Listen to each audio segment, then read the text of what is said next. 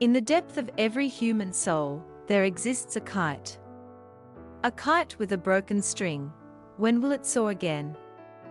In 2003, a novel of stark reality emerged, selling 40 million copies. It became a global sensation, capturing the hearts of readers across 60 countries worldwide.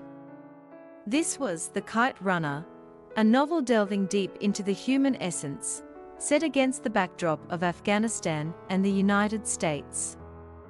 Author Khaled Hosseini depicted the journey from escape to confrontation, ultimately leading to the redemption of the main character, Amir. The truth is, within each of us lies vulnerabilities and mistakes. Within every individual, noble and ordinary actions coexist, kindness and selfishness, good and evil, sometimes intertwining. The distance between right and wrong, back and forth, may just be separated by a mere notion. So, where does this notion stem from? This novel struck a chord with me because it emphasizes that in any context or historical setting, whether consciously or unconsciously, humanity strives for truth and goodness. If in the past, you've done something haunting, unforgivable to yourself, you'll resonate deeply with Amir, a character who was weak, selfish, cowardly, betraying his best friend. Only to later, like him, realize that it's wrong what they say about the past. I've learned about how you can bury it, because the past claws its way out. We like to think we are in control, that we possess courage. We deceive ourselves with beautiful lies, hiding fear in our souls, evading our committed wrongdoings. But the reality is, we must confront those evils to redeem our souls. Confronting the darkness within is the only path to liberation. When wrongdoing leads you to a noble act, that's genuine redemption. Moreover, alongside the journey of self-redemption, this book holds value in assisting you to reconcile your present self with your future and past selves. Recognizing one of humanity's most terrifying weaknesses, jealousy, selfishness, and cowardice, so that you can understand yourself better and live authentically. Only when you see yourself, can you truly see the world. Only when you acknowledge the fears within, can you truly understand and navigate your destiny. And ultimately, once again, confidently let your kite soar high, the one that once had a broken string. Hello everyone. Welcome to Intellectual Bookshelf, a channel dedicated to sharing knowledge for holistic self-development through impactful books. This week, I'd like to share with you a piece titled, How to Let Your Broken Kite Soar Again, inspired by the classic novel, The Kite Runner, by the American-Afghan writer, Khaled Hosseini. Please join me. Don't let the kite with a broken string, rooted in envy, tangle your soul. Amir was born into a wealthy family in Afghanistan. His mother passed away during childbirth, and his father remained engrossed in his successful business endeavors. Another character, Hassan, belonged to an ethnic minority in Afghanistan, and his father served as a servant to Amir's father. Hassan was born with a cleft lip and grew up as Amir's childhood companion. In their youth, these two were incredibly close, enjoying playful moments together, climbing trees, catching birds, and fishing. When attacked, Hassan fearlessly stepped forward. When criticized, Hassan would take the blame instead of Amir. Amir saw Hassan as someone he could confide in about everything until he realized that his closest friend had taken away his father's affection. His father praised Hassan's physical prowess and used Hassan's emotions, while he criticized Amir for being weak, falling in soccer, or crying at the sight of blood during a fight. Every year, on Hassan's birthday, Amir's father paid special attention and gave him gifts more exciting than those for Amir. When Hassan turned 10, his father arranged for a famous doctor to cure his cleft lip. Amir couldn't control the envy within him and began a subtle competition with Hassan by throwing stones bearing Amir's handprint.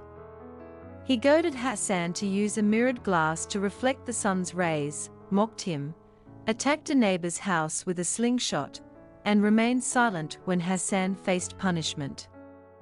Amir read books to Hassan and would laugh mockingly when Hassan couldn't understand certain words. One day, Amir finally had a chance to gain recognition from his father by winning a kite flying competition. To secure victory, he devoted all his free time to practice and eventually succeeded in taking the lead. However, according to the competition rules, to win overall, he had to retrieve the kite of the runner-up. At this moment, Hassan, Amir's loyal support in the competition, volunteered to fetch the kite for his dear friend. In the face of Amir's desire to win, Hassan smiled brightly and said to Amir, a statement that Amir and millions of readers could never forget, "For you, 1,000 times over." However, Hassan went to retrieve the kite and didn't return. After finding the kite, Hassan was confronted by Asif, a violent and abusive bully, who demanded the kite from him. Hassan adamantly refused, and Asif then physically assaulted and raped him. Amir stood outside witnessing the entire scene, but, thinking of the championship cup within reach, cowardly turned away and fled. From that day on, Amir avoided Hassan. To evade guilt, Amir even demanded his father dismiss Hassan and his father, but his father staunchly refused. In desperation, Amir devised a plan. He placed his watch in Hassan's room and accused him of theft. Instead of defending himself, Hassan quietly accepted the blame before Amir's father. He, who believed that there's no act more sinful than theft, yet Amir's father forgave Hassan. However, Hassan and his father chose to leave because Hassan had disclosed everything to his father. In this way, Amir, controlled by envy, cruelly forced his most sincere friend to depart. The tragic outcome of a friendship murdered by envy. I recall a line, "Anyone can become bad if they give in to envy." Once envy seizes the heart, it swiftly severs rationality, shattering the kindness within you until evil dominates your thoughts, leading you down an irreversible path of wrongdoing. What causes envy in humans? Could it be that all of us have, at some point, craved acknowledgement? I want Baba all to myself. Amir eagerly sought his father's attention, even wishing for a flaw to transform and earn his father's love. This desire for recognition sparked envy and betrayal in Amir, making us reflect. From a young age, many seek confidence, wanting to prove their worth through praise and affirmation, especially from parents, teachers, or friends. As we grow older, the yearning shifts to being seen by others, being loved and understood by partners, respected by colleagues, and treated well by friends, and more. But if you are overly concerned with seeking validation from others, it undoubtedly creates severe internal conflicts and can lead to misguided actions. Even Hassan, he too desired Amir's attention. He never refused any request from his friend. Even though he wasn't reciprocated fairly, deceived, or betrayed. We are moved by Hassan's noble friendship, yet, among friends, there needs to be equilibrium. If one constantly craves attention, they'll eventually become accustomed to belittling themselves. This creates an imbalance in relationships. You can love someone unconditionally, but first, you need to know how to love yourself, be it in love or friendship. Even sincerity needs balance. Perhaps the early years belong to others. living in agreement and recognition from those around us. But for the rest of your life, don't let envy cut the strings of your kite soaring in the sky of your soul. Don't let external desires lead to severe inner conflicts, causing a lifetime of regret. To let the broken kite soar again. Unify your present self with your future and past. War erupted, and Amir fled to America with his father, starting a new life. They lost the privileges they once had. They had to labor daily, endure poverty, and face discrimination. During this process, Amir grew up. He became less timid, began trying to communicate with his father, and designed his future according to his desires. Someone once said, after 20, you must decisively abandon 4 things: a fragile, broken heart, an energetically negative lover, incompatible friends, and meaningless pastimes. After graduating from college, he dared to pursue his writing dreams, determinedly learning English at the university despite his father's opposition. Afterward, Amir met and married his lifelong love, Soraya. Thus, 15 years passed, and Amir became a renowned writer in the United States. He and his wife lived harmoniously. Finally, Amir saw himself shine. The greatest practice in everyone's life is to learn to love oneself. Similar to what a German philosopher said, selfish and self-serving people won't know how to love others, but undoubtedly, they won't know how to love themselves. When you can't love yourself, you can't love others. When you despise yourself, you despise others too. Now, Amir no longer harbors selfishness and hatred within him. Instead, he has learned to reconcile with himself. Learning to look inward, not just seeking external validation. Oscar Wilde once said, "To love oneself is the beginning of a lifelong romance." Could that romantic journey be to let the kite in Amir soar once more? In different stages of life, we often sacrifice everything to pursue what we are passionate about. At this moment, it might be special love from parents, the bond with siblings, affection for someone we silently cherish. All these things can become kites in our souls. At that time, we ran forward, eyes and hearts focused solely on those things. However, as time passes, we realize, is what we pursued or sacrificed worth it? To achieve our desires, we chose betrayal, lies, or concealment. But what about the things achieved in a short time? Happiness and joy seem engulfed by guilt, shame, and fear. Amir's past mistakes have been the most tremendous crisis. According to the theory of self-differentiation, actual self, your current self; ideal self, your future self, who you aspire to be; ought self, your past self, what you felt obligated to do. If one's actual self diverges from the standards of their ideal self, they feel disappointed, sad, dissatisfied, and self-loathing. And if the actual self deviates from the ought self, meaning they made mistakes they believed they shouldn't have in the past, then they experience fear, anxiety, avoidance, regret, haunted by what has happened. When either occurs, your actual self maintains a difference and doesn't align with the ought self or ideal self. This means a person can't do what they truly desire and can't face their past.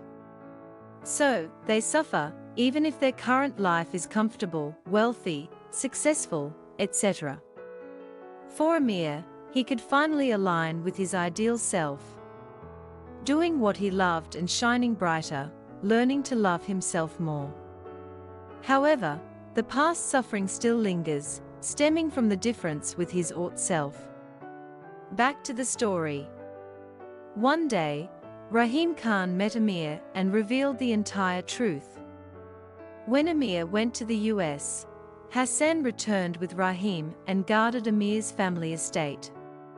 Rahim and Hassan's family lived harmoniously there until the Taliban seized Afghanistan. Hassan didn't die due to war-induced poverty, but forever left because of bigotry. The Taliban deemed Hassan's people extremely inferior, deceitful, and filthy. Even if Hassan proved his innocence, neighbors vouched for his good nature, and Rahim confirmed over the phone. The Taliban insisted on blaming them. Finally, Hassan and his wife were ruthlessly executed. Their son, Sohrab, was sent to an orphanage. When Rahim Khan begged Amir to come to Afghanistan to find Hassan's son, he refused. In desperation, Rahim had no choice but to reveal the truth: Hassan was Amir's half-brother. The unexpected truth sent Amir rushing out of the room and wandering the bustling streets. It seemed he stood at a crossroads. One was to continue a life of sin, and the other was to redeem and be reborn, erasing the difference with his past self. Recalling everything experienced, Amir eventually chose the second path. Amir finally found Sohrab, but the boy fell into the hands of the relentless enemy, Asif. Sohrab, now gaunt, with a frightened face, was tormented by Asif like a pet. To save Sohrab, Amir was beaten beyond recognition. Amidst intense pain, years of guilt within Amir poured out with blood, and he smiled. Seemingly, the past nightmare became the lifelong agony, and this decision at that moment saved his remaining life. At the end of this story, Amir returned to the US with Sohrab and began a new life. Looking at the kites hovering in the sky, the painful shadows within Sohrab finally dissolved. He revealed a smile long lost, and Amir joyfully told Sohrab, "For you, 1,000 times over." Then he turned and chased after the kite. The evil that began with the final kite was redeemed by that very kite. It's a cycle of good and evil inherent in human nature, as this book suggests. When wrongdoing leads to righteous actions, that is true redemption. In this book, Amir seeks redemption within his soul, a process of self-perception and acceptance. Only those who accept themselves can look at and accept others. Ultimately, we'll all realize that perhaps within each of us, there's a kite. Regardless of its significance, let's bravely pursue it, even if we don't truly know where the kite within our soul is. Life's moments pass by and won't repeat. Sometimes, we regret our wrongdoings and seek redemption. Other times, these regrets seem too late. However, every time we release a kite into the sky, we should ask ourselves, have we truly appreciated all that we have? Please remember, no matter what, the journey to make life more beautiful always begins in the present. Through acts of kindness and by learning to love ourselves. I hope all of us can shine in the hidden corners of ourselves, courageously letting our kites soar high. Living in harmony with our actual self, no longer conflicting with the ideal self and ought self within you. Thank you for listening. If you found this video helpful, please share it with those who need it. Don't forget to leave your thoughts in the comments. Support me by hitting the like button, subscribing, and turning on the notification bell to catch my latest videos every week. Once again, thank you, and until next time.